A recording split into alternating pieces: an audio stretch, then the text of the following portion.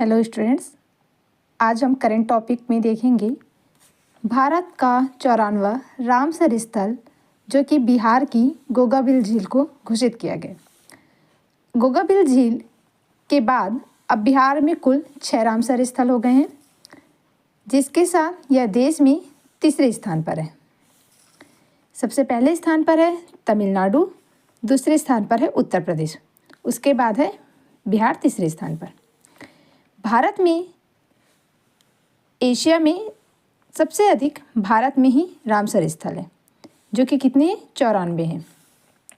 Ramsar convention 1971 के तहत वैश्विक स्तर पर यूके में 176, 176, मैक्सिको में 144, 144 और भारत में 94, 94 रामसर स्थल है। गोगाबिल झील जो कि बिहार में है, यह एक पहला सामुदायिक अभयारण्य है और यह राज्य का 15वां संरक्षित क्षेत्र भी है। यहाँ जल निकासी, मत्स्य पालन, नौ परिवहन, मनोरंजन के लिए उपयोग किया जाता है। यह बिहार के कटिहार के ट्रांसगंगा मैदान में स्थित है, जो कि एक ऑक्सबो गोमुख आर्द्रभूमि है।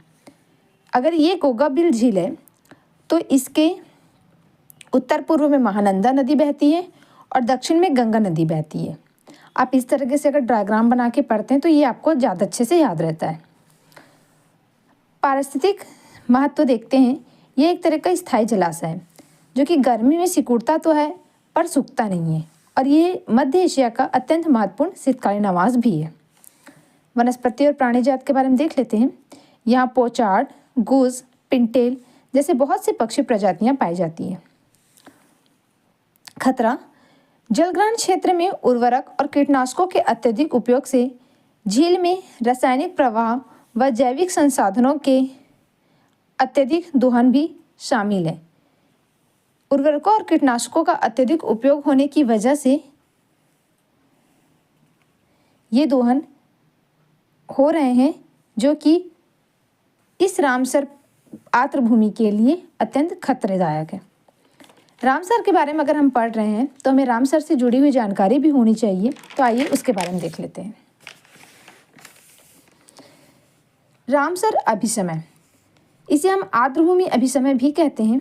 यह एक तरह का अंतर सरकारी निधि है जो कि 1971 में रामसर ईरान में अपनाया गया।